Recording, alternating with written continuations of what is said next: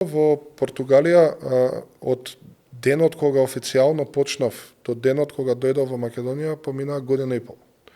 А ја во тие година и пол сработев 2,5 години, затоа што морав да научам и морав да стекнам искуство за да можам да бидам добар во тоа што го работам. И буквално се фокусирав, тогаш бев сам во Лисабон и се фокусирав целото свое слободно време, го фокусирав на кариерата и на учењето. Паралелно имав факултет, работев и втора работа на факултетот, така што тоа ми даде доволно искуство за да добија доверба моите претпоставени дека да, кога ќе се даде некоја работа, истата ќе се заврши. Ние во Змај многу сакаме податоци и често зборуваме за нив, меѓутоа тие и го вртат светот и тоа е реалноста во моментов со која што живееме и со која што работиме и е важно истата како таква да ја прифатиме и кај нас. Во моментов во светот се верува дека има околу 400.000 бајти на податоци за секое зрно песок. Значи, иднината е тука, а како компаниите можат да ги искористат овие податоци за да си ги унапредат сопственото работење и сопствените процеси, ќе зборувам денеска со мојот соговорник Филип Петровски.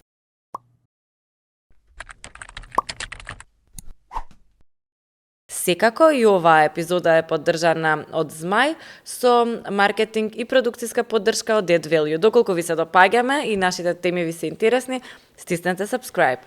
Добар ден, како си, Филип? Здраво, Јована, супер сум. Благодарам за поканата. Ќе почнам со што го врти светот. Светот го врти храброста си го оствариме сонот. Сметам дека сите луѓе имаме некаков сон, сонот ја вози иновацијата, меѓутоа ако не пробаме да си ги оствариме соништата и ако не веруваме и даваме максимум во тоа, нема да има иновација и нема да се врти светот така како што се врти денес. Се што е ново, стои позади се што е ново, стои некоја иновација и некој сон.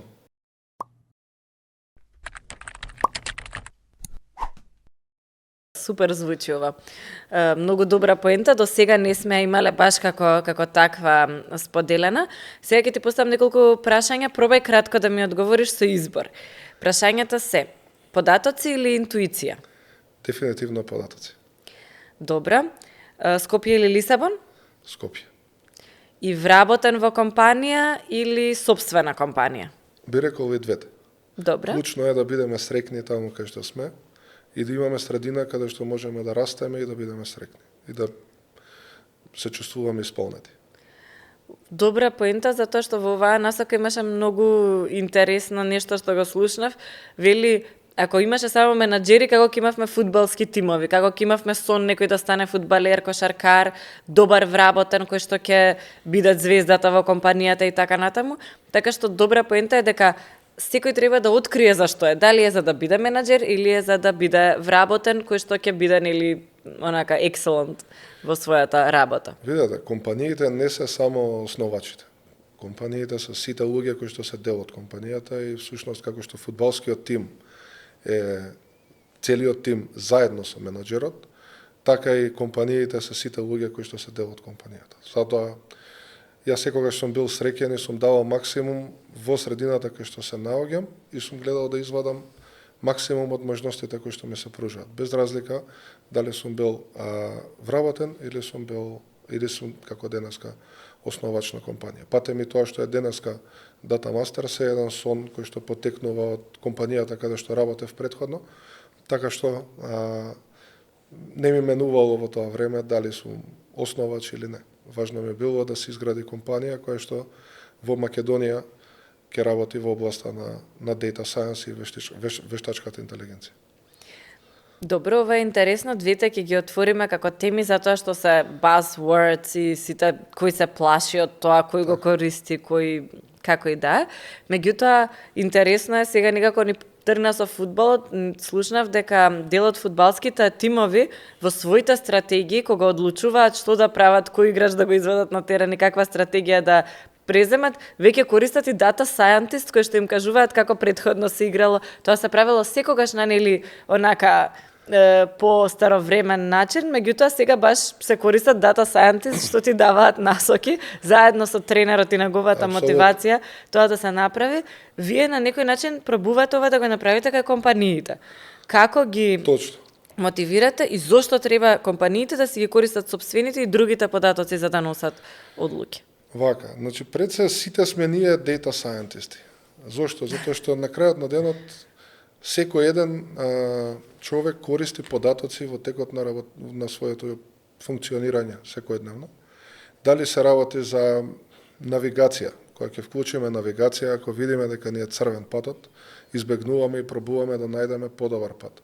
Ако видиме дека константно гледаме прогноза и гледаме какво е времето, затоа што ни е важно да знаеме како да се облечеме, каков ќе биде денот и така натаму и така натаму. Така што секој на некој начин подсвесно или свесно ги гледа и ги користи своите податоци. Нашата задача како Data Masters е да им помогнеме на компаниите да го автоматизираат или симплифицираат делот на користење на податоците, од една страна, од друга страна да применат последната технологија и вештачката интелигенција за да можат да ги оптимизираат своите процеси и да извадат максимум од податоците кои што ги имаат. Оваа област не е ништо ново, веќе 30 години се збори за податоци, ако не и повеќе, и главната мотивација во Америка и на светско ниво доаѓа од самата глобализација и од тоа што на крајот на денот, без разлика дали збориме за цел свет или за една држава, пазарот е лимитиран. А златото во секоја компанија е податоците кои што ги поседува, бидејќи тоа е единственото нешто кое што не е достапно на сите. Тие податоци на дневно ниво сите компании ги користат, меѓутоа едно е да ги користат во Excel, а друго е да го имаат процесот автоматизиран или пак да имаат и одредени модели кои што ќе им помагаат во носењето на одлуки, па во принцип нашата мисија и во Македонија, и Југоисточна Европа и генерално и светот каде што и се развиваме е да им помогнеме на компаниите и технички од една страна, но и процесно од друга страна да го изведат патот. Сепак, Кажи ми, има примери некој кај нас конкретно за добро Апсолутно. користење? Извини што те прекинав. Нема никаков проблем. Значи, во принцип, тоа што сакав само да го споделам е дека имплементацијата или растот на така наречена аналитичка зрелост на компаниите не е само технички предизвик. Туку е и пред се бизнес предизвик, бидејќи јас секогаш ја користам паралелата. 50% е технички предизвик, 50% е change management кој што мора компанијата да го помине за да отиде едно ниво погоре, бидејќи сите компании се свесни за дигиталната трансформација, но ова е јаготката на шлагот на дигиталната трансформација и е процесот каде што сите луѓе веќе мора да се сменат дека нема повеќе само Excel, нема повеќе само gut feeling или гатање, туку има податоци, модели, процеси кои што може да работат многу подобро од претходно. Во Македонија има доста компании кои што се охрабруваат да одат во оваа насока, што нас значително особено не радува, бидејќи тоа ни беше дел од сонот. 2018 кога почнав. Конкретен, ќе се вратиме повторно на сонот, затоа што имаш многу добра поента тука, меѓутоа дали имаш конкретен пример, не мора да биде, нели, со име и презиме кажа на компанијата, меѓутоа пример на компанија која што драстично си го сменила работењето затоа што почнала да носи одлуки кои што се базираат на податоците дали што таа ги поседува или некој кој што ги нашла па ги споила некако во подобар систем. Во Македонија имаме многу примери на имплементација на така наречен self-service analytics решение, Добре. каде што им овозможуваме на деловната страна самостојно да пристапи до своите податоци и да имплементираме така наречена демократизација на податоците, каде што сите оние аналитичари, но и оние кои што не се аналитичари, а имаат потреба од некакви податоци, можат самостојно да ги добијат податоците кои што им се потребни.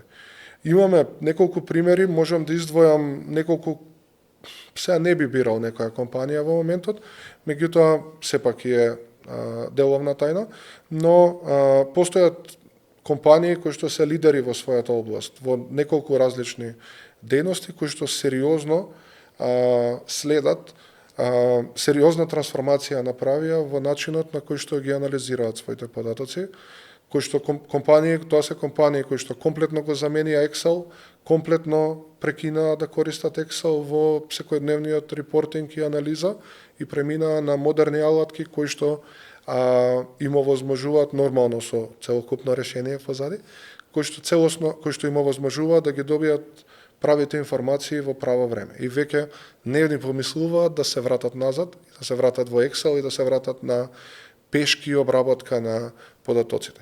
Целта на нашата... Колку е важно да имаш добри податоци за да можеш да... Затоа што еве ние користиме и Excel, користиме и понапредни алатки во работењето, меѓутоа Excelот многу често се користи во делот кога ти од некаде можеш да ги земаш тие податоци. Ние користиме најчесто државни бази и потоа можеш да ги обработиш, да споиш неколку бази, а често, да кажеме, ти фали едно бројче што ќе ги поврза тие и така натаму.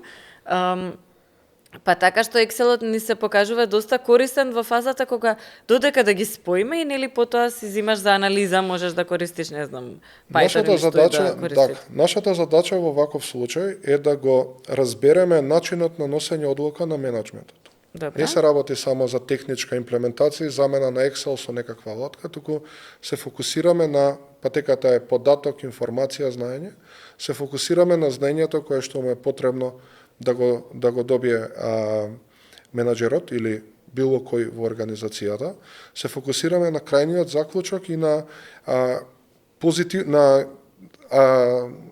семафорчето црвено, жолто, зелено, што е тоа што сака да го добие менаџерот и да го анализира. Кое е прашањето зошто? Кое е прашањето што се случило во продажба, што се случило во набавка и зошто е второто прашање, каде што нашата задача е да го автоматизираме целиот тој процес и се да биде сведено на неколку кликови во некоја алатка, рецимо Power BI.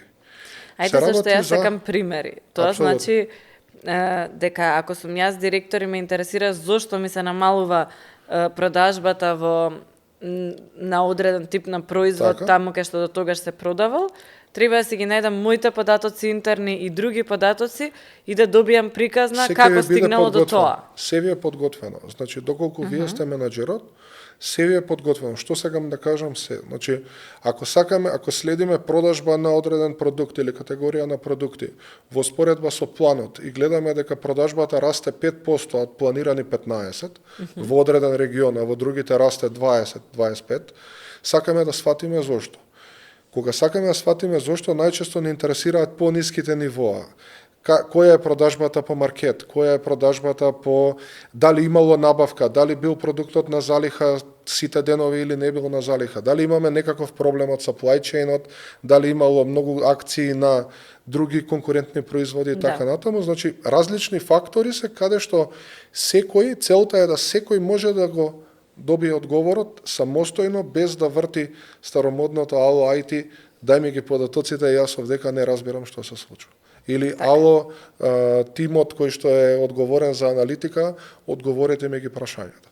И тоа да трае, може треба да направиме јас акција и да ја завршиме работава во конкретниот пример. Носењето на податоците на повисоко ниво, побрзо, овозможува на компанијата да е поагилна, затоа што искуството горе на топ менеджментот, кога ги гледа податоците и може брзо да добие одговори на прашањата, всушност добива одговори во релевантно време. Ако добие одговор после 5 дена, тоа не значи баш многу. Се сложувам во оваа насока со тебе и мислам дека тоа не е важно само на компанијско ниво, туку и на државно ниво. Апсолутно. И доста долго, знам кога работевме во едно министерство, една од мисиите беше да се создадат системи што во живо ќе даваат пренос што се случува во секоја институција, нешто што кај нас не се случува во државата, па често месеци поминуваат додека нели да се свати дека па и години дека има некаде проблем, така што мислам дека ова е навистина важно на секое ниво, а оно што го кажавме, зошто ако за себе си го правиме, проверуваме какво е времето па се облакуваме според Така, тоа да не се прави на ниво на компанија кај што се пари во прашање или држава кај што се политики во прашање, така што ми е супер ова, мислам во супер насока. Ти си помеѓу, затоа и ти го поставив првото прашање така, помеѓу Скопје и Лисабон постојано. Едва и те начекавме овде за да распрашаме тука што имаме да те распрашаме. Кажи ми, како изгледа таа динамика на живење и зошто баш Лисабон? Така. Мојата поврзаност со Лисабон е веќе на 10 години.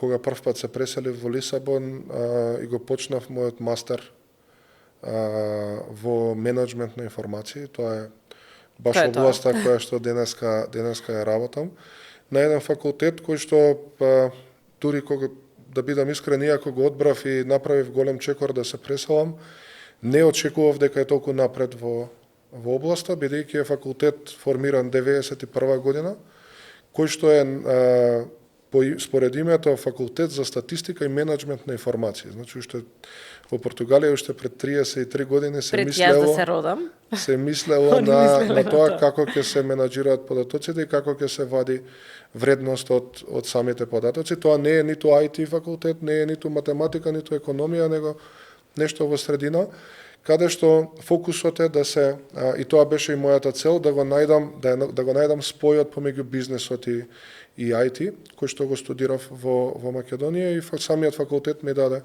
доста добро знаење. Во Португалија работев и на факултетот и во компанија. 2 години живеев таму, го завршив мастерот и се вратив во Македонија заедно со компанијата каде што работев, за да направиме компанија специализирана во Data Science во Македонија.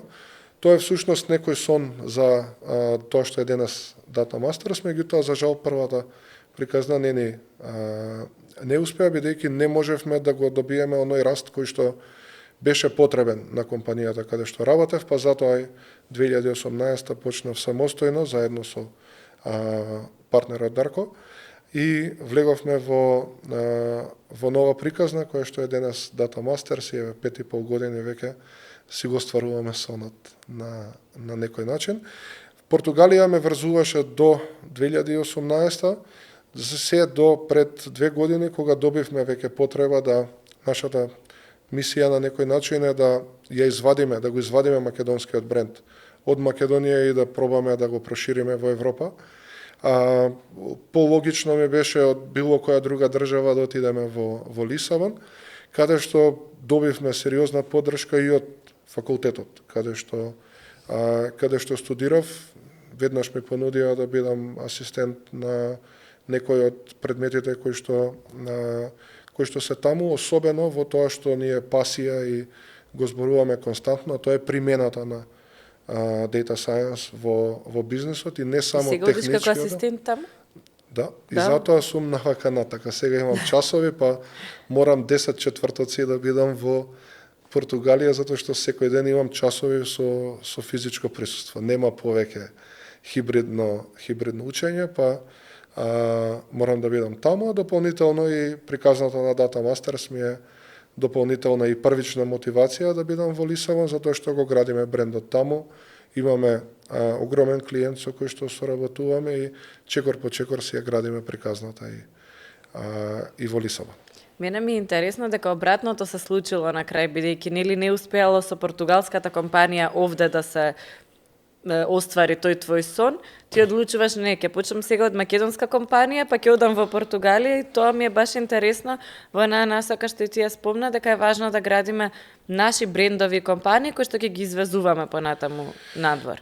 Апсолутно. Значи, ние имаме и добри факултети и добра едукација и паметни луѓе излегуваат од Македонија. Идејата е ако можеме да направиме бренд кој што ќе биде компетитивен во Европа, Северна Европа, Западна Европа, во Америка и така натаму, ако веќе имаме многу компании кои што доаѓаат и имаат сериозни развојни тимови во Македонија, зашто да не извадиме некој бренд надвор и да покажеме дека можеме и ние да се бориме од фудбалски жаргон во Лигата на шампиони со големите компании надвор.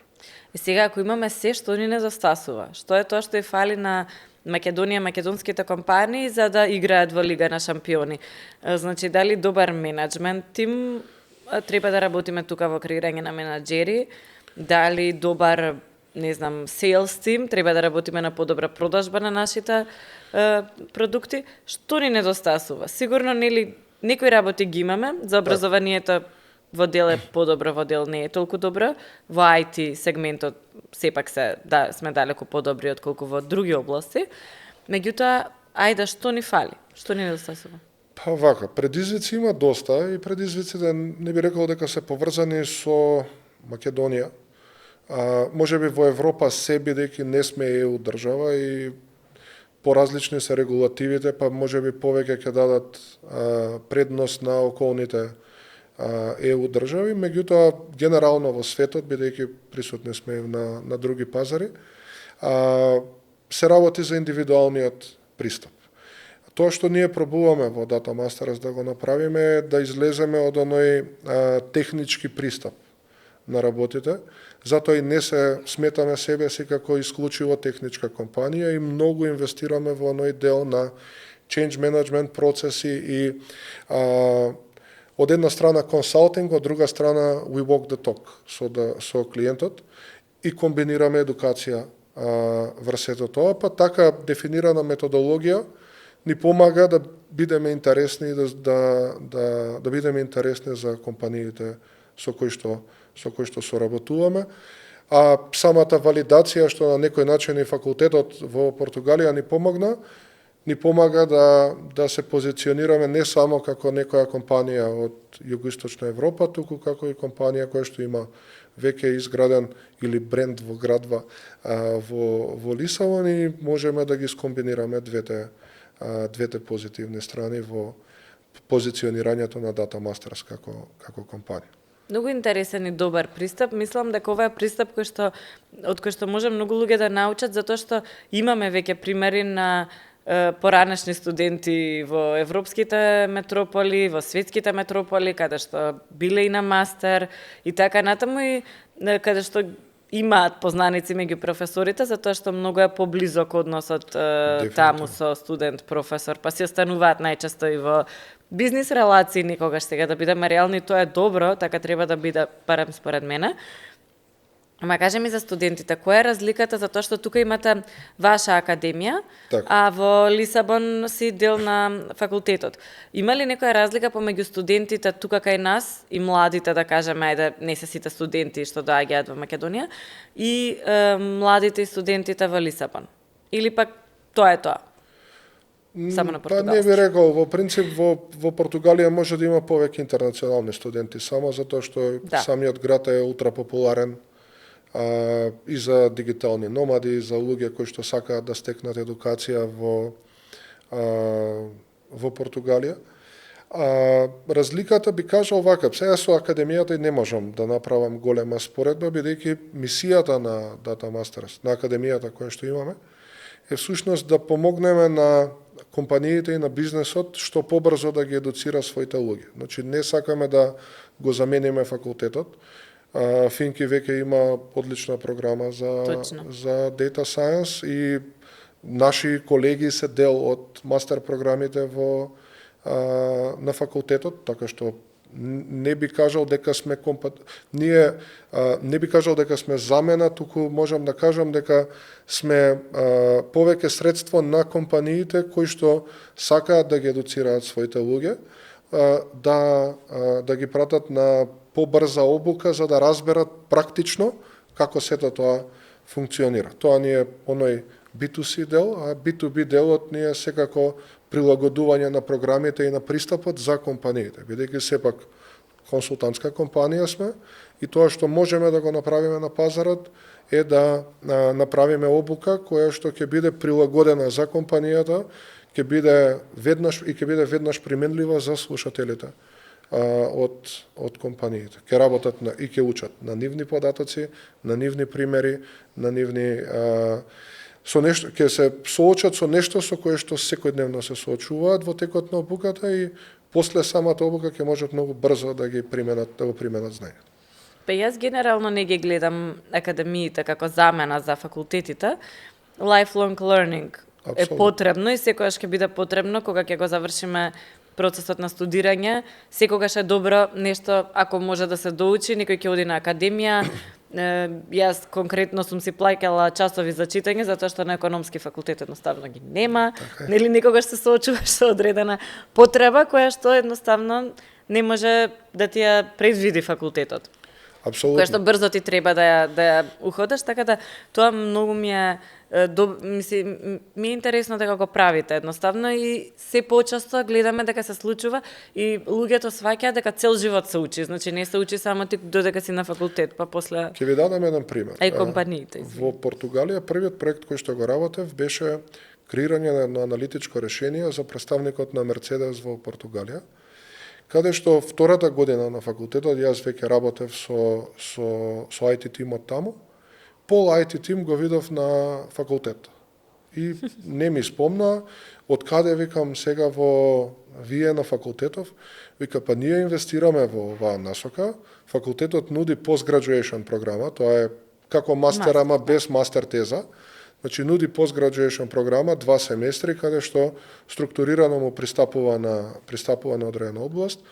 И буквално директорот на IT имаше 4 post-graduation програми завршени во претходните 15 години, базирано на потребите на компанијата. Значи, него му требало да работи со пример аналитика, отишол на post-graduation за аналитика. Работел, правеле некаква друга трансформација, отишол во таа насока. Значи, буквално луѓето мора константно, ние мораме да се надградуваме и да учиме, затоа што инаку како се менува особено сега па технологијата, секоја година има нешто ново. Дури и јас што 10 години работам во области и претпоставам сите ќе се пронајдат во муабетот, одредени работи веќе не ги знаеме. Мораме константно да учиме и да читаме за да одиме напред. Инаку ќе бидеме outdated многу брзо. Сега разговаравме пред малку со блиски кои што се во маркетинг сегментот и дискутираме еве зошто поскапуваат континуирано маркетинг услугите за social media менеджмент и слично, затоа што толку многу брзо се менуваат самите платформи како функционираат, што практично тебе веќе ти треба експерт кој што е посветен на тоа и кој што цело време учи како тоа нешто се менува и кој што нели така е во сите индустрии, ама ова е еден конкретен пример.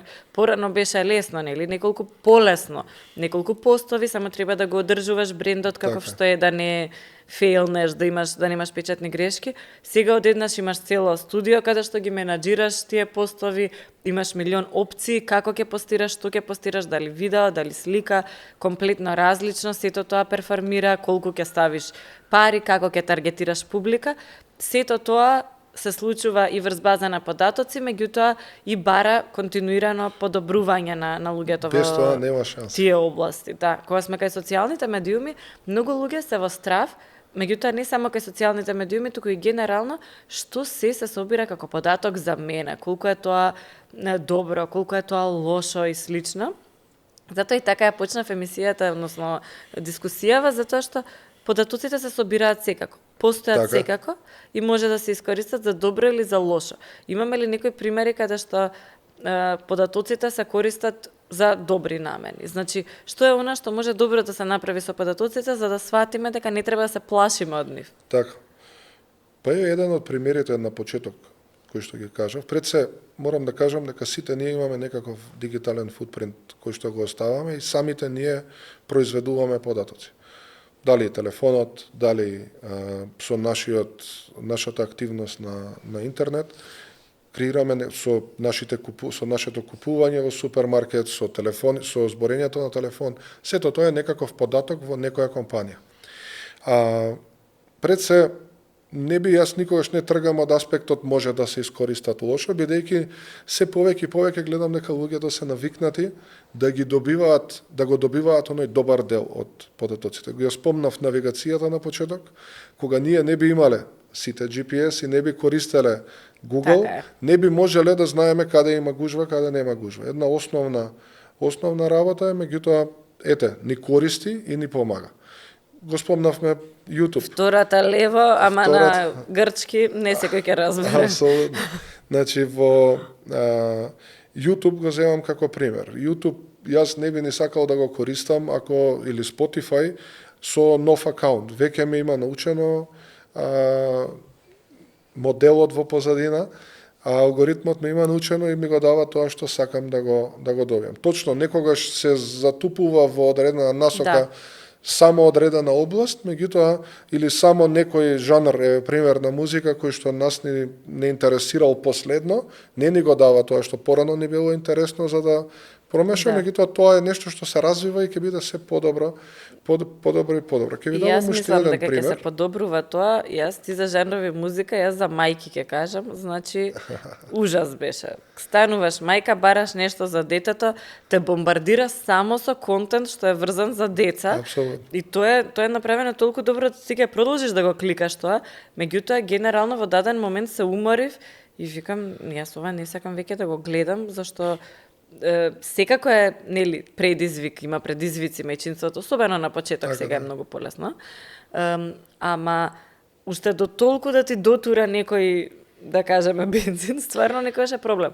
Ама мислам дека со правилни анализи кои што сигурно ги прават овие компании, ќе почнат да го менуваат тој модел и помалку да ти даваат и други работи. Во Европа мислам дека ќе почнат и со регулативи, а останатите ќе се Тоа базираат следи. на customer experience. Точно, тоа ќе следи, но customer experience-от е клучен. Значи, Да.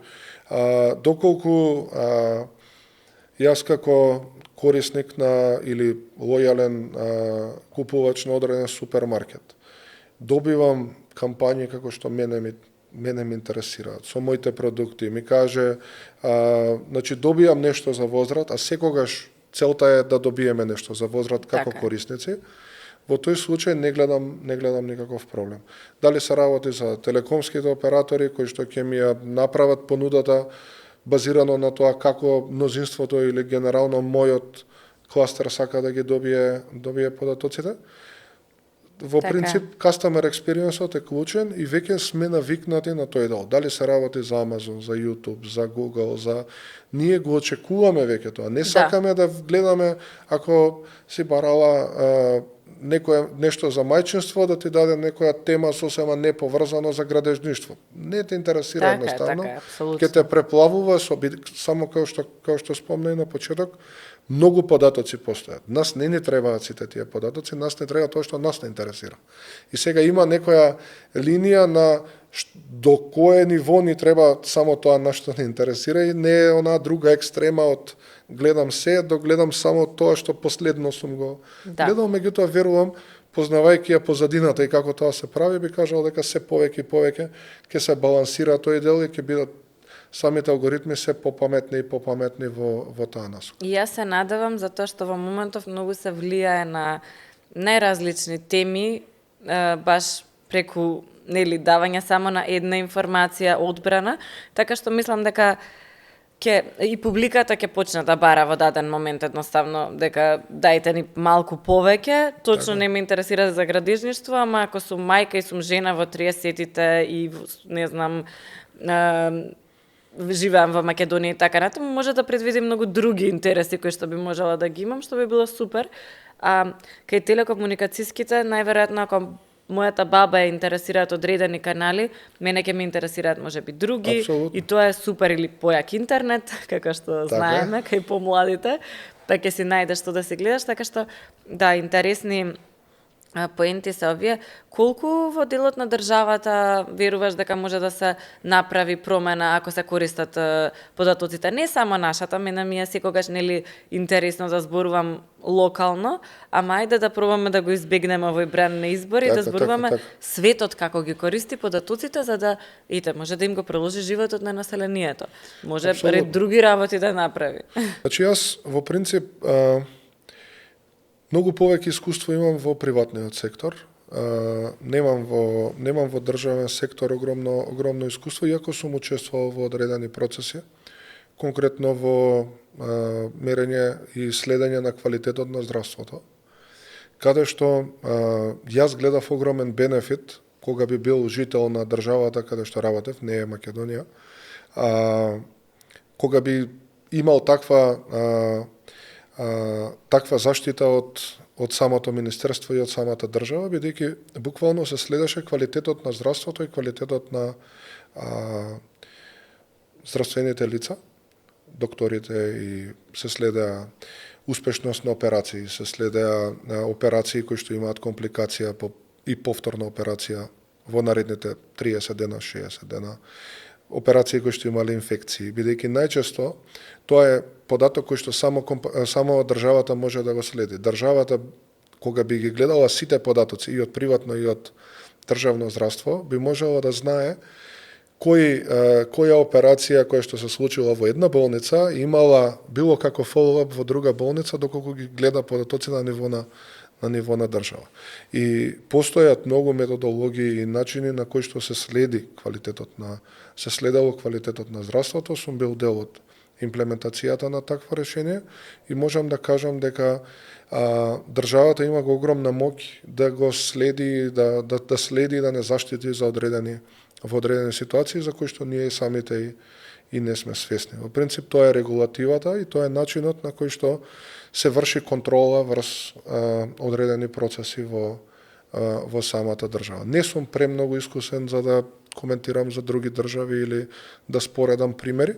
Меѓутоа, ова е баш добар пример. Гледајќи ја целокупната држава и гледајќи ги сите можни извори на податоци кои што до една држава има пристап до нив, многу работи може да се следат и да бидат видливи. Дел од тие податоци може и да се отворат према граѓаните за да биде тоа јавно.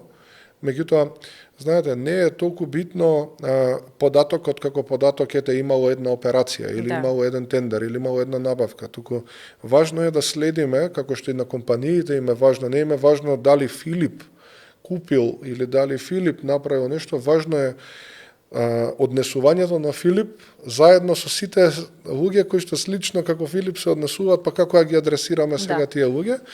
Истото не интересира и во јавниот сектор. Да, кој еднаш се случи може да е грешка, ама ако видиме дека нешто не се случува во континуитет на одредено место, тоа треба да видиме што е проблемот, тоа зашто што го зборувавме. Ние можеме да кажеме еден екстремен случај, има продадено, некој купил во некој маркет 200.000 денари, сметка направил. Пример. Тоа не значи ништо за големата слика, каде што 99,999% од луѓето имаат 15 производи, имаат 2-3.000 денари и тоа е 15% намалено во однос на лани. Значи, ако тоа го споредиме со бројките, со генералната слика, ние можеме да кажеме има или како што се комуницира, има некој со 100.000 евра плата. Океј. Ама која е нашата...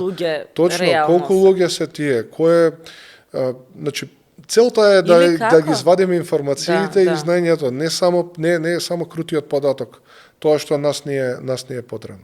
Точно исто така, како што влијаело, ако имаме покачување во одредена индустрија, што влијаело на тоа покачување, дали ќе продолжи, нема да продолжи, каква политика да имаме во другите индустрии за истото да го направиме. Баш има што може да се користат податоците, оној кој што стварно сака да донесе промена, не да политизира, јас верувам дека ги користи податоците. Значи, јас сакам ова да го направам на долг рок, како мора да соберете податоци да видите што ви е на располагање. Апсолутно. Така што, сега, Македонија се соочува со многу се поголем недостиг на кадар, се соочува со се поголем недостиг на квалитет на луѓе, и за жал немаме доволно голем раст на продуктивноста колку што е потребен во Европа. Се појавува во ова време, не знам, можеби и на наша среќа, вештачката интелигенција, дали може и колку можат нашите компании да го искористат ова како алатка, за да кажеме со помал број на вработени да постигнат поголема продуктивност? Па вака, прво, ништо нема да се случи преку ноќ. Значи, моменталните проблеми дека може веднаш да се решат, не можат да се решат и дека вештачката интелигенција е некое магично стапче кое што веднаш ќе ги реши проблемите. Не би можел да кажам, бидејќи не верувам во истото. Целото искуство и сите контакти кои што ги имам надвор од Македонија, со сегашниот тренд на генеративниот AI и последната технологија, тоа што е клучно и интересно во претходниве година и пол, кажуваат дека да, сега е многу полесно да развие и поевтино да развиеме некаков модел. Полесно е тој да биде применлив и да се пушти во продукција технички. Меѓутоа, клучното прашање е која е бизнес вредноста на сето тоа и како ќе го подобриме процесот во самата компанија. Многу компании се соочија со фактот дека за да они дојдат до генеративна вештачка интелигенција, потребно е многу основни процеси да средат, а компаниите кои што спиеле на овото, бидејќи, видете, самото тоа што оваа област е стара, значи дека многу компании, особено најголемите, почнале пред 15 на 20 години да се занимаваат со оваа област. Постои зрелост, постојат стари решенија, постои некаков напреден дел. Постои некаков напредок низ годините. Нашата мисија и задача како компанија е да дадеме максимум да го скокнеме целиот тој раст и развој од претходниве 20 години и да дадеме последна технологија, последното знаење да го пренесеме во компаниите и тоа е сериозен предизвик, заради тоа што оној change management кој што го спомнав преска, тука е клучен за да компаниите се навикнат да го користат истото. Има ли страф од промени кога сме кај change management?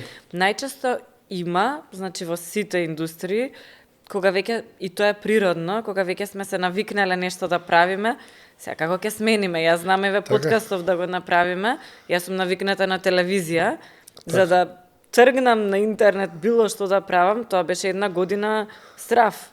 Значи ништо немаше да направам помалку лошо, ако го почнев тогаш, полошо ако го почнев тогаш, меѓутоа стравот од промени. Како тој да го надминеме, пошто сопругата е психолог, може си размислувал и во оваа насока. Вака, па тоа е клучен дел во принцип од пристапот и од тоа за кое што се залагаме лично и се залагаме како компанија. Ако самата област data science вика свртете се према вашите податоци и тие податоци се златото и тие податоци ќе ви дадат компетитивна предност. Со самата академија и со пристапот преку едукацијата интерна и подигнувањето на аналитичката зрелост, велиме свртете се према вашите вработени, према луѓето кои што во моментов се дел од се тие кои што ја доставуваат аналитиката или прават одредени анализи, дајте им го знаењето и инвестирајте во нивното знаење за да они одат напред. Во принцип, недостигот на работна сила се комбинира со трансформацијата на компаниите и со се што се случува во моментов. Пред се, ќе ги поделам работите, ние можеме да купиме роботче или роботска рака или да автоматизирана лента за производство која што ќе користи вештачка интелигенција и ќе го подобри процесот на производство. Меѓутоа, тоа е еден дел на трансформација. Другиот дел на трансформација е каде што компаниите мора да се свртат према податоците и према своите луѓе. Од една страна да развијат решение кое што ќе им помага користејќи ги податоците да добијат компетитивна предност, а од друга страна развивајќи ги своите вработени да им дадат нов видик на сите оние кои што работеле 10 на 15 години во компанијата, сакаат да одат чекор напред и да им дадат можност да се развијат внатре во компанијата. Исто како што ги користиме податоците, да ги развиеме и луѓето. И во тој случај во исто време го премостуваме и оној јас каде што компаниите не можат да дозволат интерно IT или барем многу големи тимови од аспект на data science кои што интерно ќе ги работите. Иако многу компании пробуваат, меѓутоа тоа е многу поскапо бидејќи самата индустрија оди многу понапред од правилата интерни на големите корпорации, стануваат луѓето поскапи и не можат корпорациите во таа структура, HR структура во моментов да ги платат. Па затоа, развивајќи ги луѓето интерно, ние можеме да го постигнеме растот и да ја стимулираме трансформацијата од внатре. Па со таа инклузивност на луѓето во процесот на трансформација им помагаме на компаниите да ја направат самата трансформација.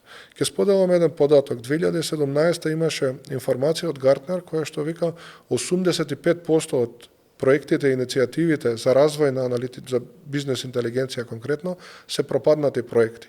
Зошто се пропаднати? Бидејќи тоа не е продукт, тоа е процес. Да. И сето ова што го правиме е процес. Вештачката интелигенција е процес. Ние можеме технички, како што ви споделив, да имплементираме сега нешто многу брзо. Каде е процесот? Како ќе го подобриме процесот на набавка, како ќе го подобриме процесот на продажба, како ќе го подобриме маркетинг процесот и така натаму. Многу поголеми прашања се од само техничкото прашање кое што треба да го одговориме. А за да на кое бидеме што се гледа како магично стапче дека ќе ни ги реши сите проблеми, а нема. И затоа компаниите мора да го адресираат и тој дел. Не е само техничкиот дел кој што треба да го решиме. Па и вештачката интелигенција, ние сакаме да ја замислуваме дека е многу комплексна, меѓутоа сепак се работи за некоја понуда на некакви решенија врз база на одредени податоци. Апсолутно. Како се собираат податоците, затоа што кога малку истражував на темата, едно од клучните прашања е како да ги како беше на екстракт, трансформ и лоуд дата, за да можеш да бидеш сигурен дека ги имаш сите податоци што ти требаат. Еден од начините, на телефон се собираат податоци за сите нас, cookies, ќе ти ги собере податоците и понатака од следните. Ама тоа е еден податок. Тоа е Каде еден се податок. сите останати? Тоа сакам да кажам. Како еве неколку примери само, нема да можеме се да опфатиме веројатно денеска, инаку не би имале вие академии цели, нели? Ама еден-два примери од каде се една компанија во одредена индустрија може да прибира податоци. Значи, во принцип тоа што го спомна сега е само еден дел од оваа област и во принцип ние некако сме и поделени по различни подобласти во областа на Data Science. Тоа едните луѓе се занимаваат со прибирање и интеграција на податоци, другите се занимаваат со машинско учење и со моделирањето, трети се занимаваат со визуализација на податоци, четврти, значи различни, има подобласти кои што секој од луѓето кои што работат во областа се специализираат во барем една или две, да речеме во текот на работењето. Јас сум работел со компании кои што имаат 30-40 извори на податоци. И многу е важно пред се во еден процес на трансформација, сите тие извори и силоси кои што чуваат одредени податоци да се соберат и интегрираат на едно место. И тоа е првиот чекор и тоа е оној big data момент, data lake и така натаму, сега да не навлагаме технички. Значи првата идеја е да ги собереме на едно централно место, понатаму штом ги имаме на едно централно место, ама ги дадеме на бизнесот да ги користи и да може од сите интегрирани извори на податоци да следи што се случува. Пример ќе дадам со во ритейл, сакам да следам people count, колку луѓе влегле, колку луѓе купиле, која ми е продажбата по човек, која ми е продажбата по човек кој што влегол. За оние продавници каде што не е супермаркет, па доаѓаш, влегуваш, гледаш и си одиш. Значи, да видам и каде треба да се подобрам, дали во маркетинг, привлекување на луѓе или во продажба. Точно. Па тоа сакам да го споредам со посетите на веб-сајтот, да видам кои ми се популарните продукти таму, кои ми се популарните продукти во продавница, каде највеќе се задржуваат луѓето. И можеме еден куп аналитики да извадиме доколку ги собереме пред се податоците на едно место. Вака собрани податоци, тука збориме за текст и за слики и за структурирани и за неструктурирани податоци, понатаму се користат од страна на вештачката интелигенција за да достават, да подобрат некаков, да одговорат на некое прашање. И идејата е пред се постојат тука два дела. Едниот дел е да се предвиди и да се даде насока на бизнесот.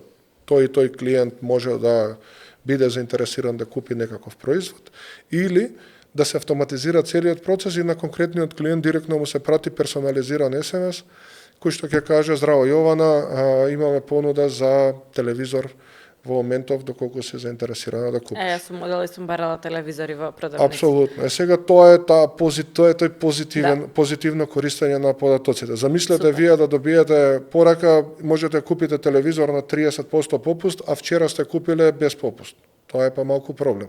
Значи, користењето оди и се под процесите во кои што процесите од самиот customer experience се подобруваат значително и тоа е тоа каде што се движи светот во моментов. Последните две прашања ќе ми бидат кратки, ќе бидат врзани многу повеќе со луѓе отколку со технологија.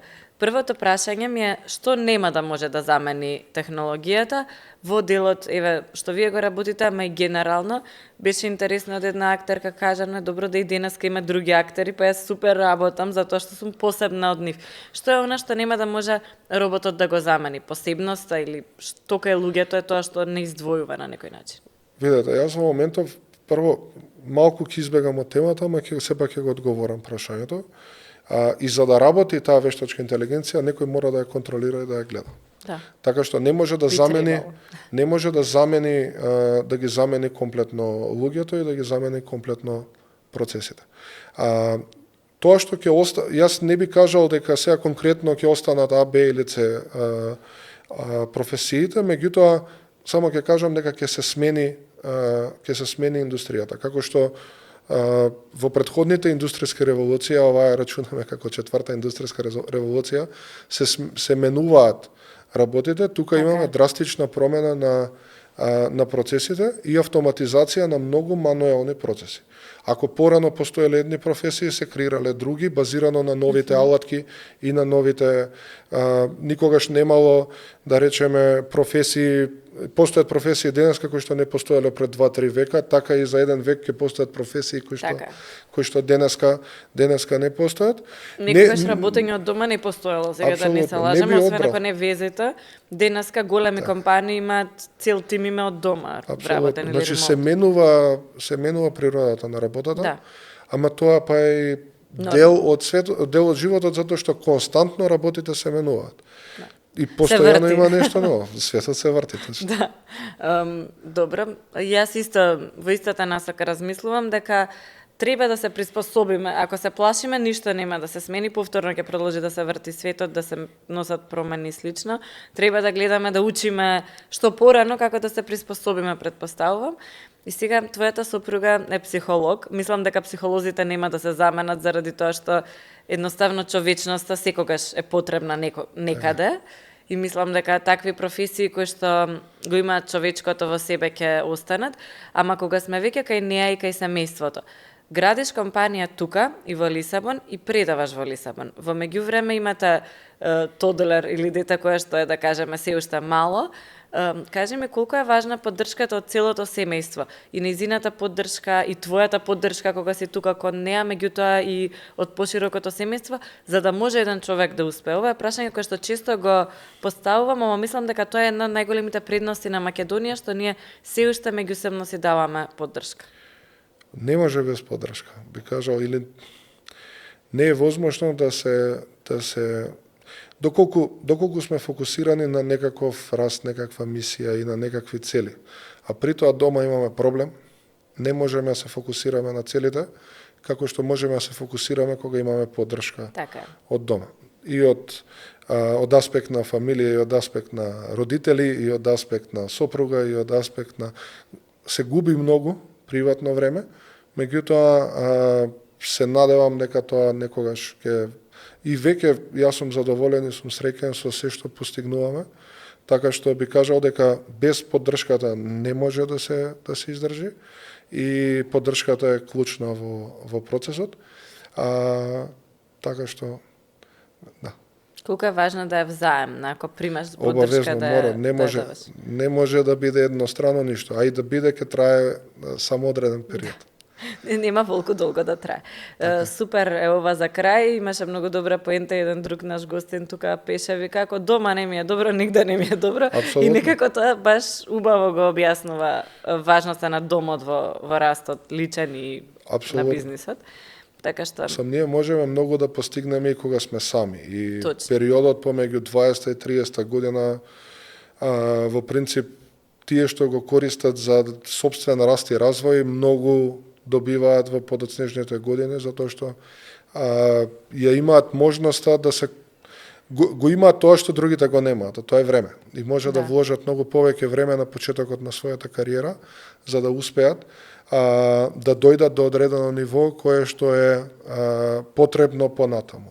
Ама после имаш знаење, ако си вложил од 20 до 30, па времето може да го скратиш. Јас гледам дека сега многу побрзо завршувам повеќе работа од порано, затоа што имаш некое знаење. Јас ке споделам лично искуство во Португалија од денот кога официјално почнав до денот кога дојдов во Македонија поминаа година и пол. Ја во тие година и пол сработев 2,5 години, затоа што морав да научам и морав да стекнам искуство за да можам да бидам добар во тоа што го работам. И буквално се фокусирав, тогаш бев сам во Лисабон и се фокусирав целото свое слободно време, го фокусирав на кариерата и на учењето. Паралелно имав факултет, работев и втора работа на факултетот, така што тоа ми даде доволно искуство за да добијат доверба моите претпоставени дека кога ќе се даде некоја работа, истата ќе се заврши. Така што на сите млади им препорачувам да го искористат периодот за да научат што е можно повеќе. Сепак, како проаѓа времето, како проаѓаат годините, се помалку и помалку време ќе имаме за можност, односно да се посветиме на професионалниот живот или да ги извадиме, да потрошиме повеќе од тие 8 часа, 9 часа кои што не се во денот за работа, а додека сме млади го имаме целото време на светот и треба да најдеме некаков баланс за да искористиме, односно да научиме што е можно повеќе во работата и во првите чекори во одредена област. Ова е супер поента, тука ќе завршиме, мислам дека и пораката е разбрана, речи си од сите. Ако сакате да имате секога ќе бидете повозрасни, треба да има еден период каде што особено ќе се издвоите и посветите и јас се сложувам со тоа. Ти благодарам што дојде и се гледаме повторно со некои други освоени пазари, се надевам. Дај Боже.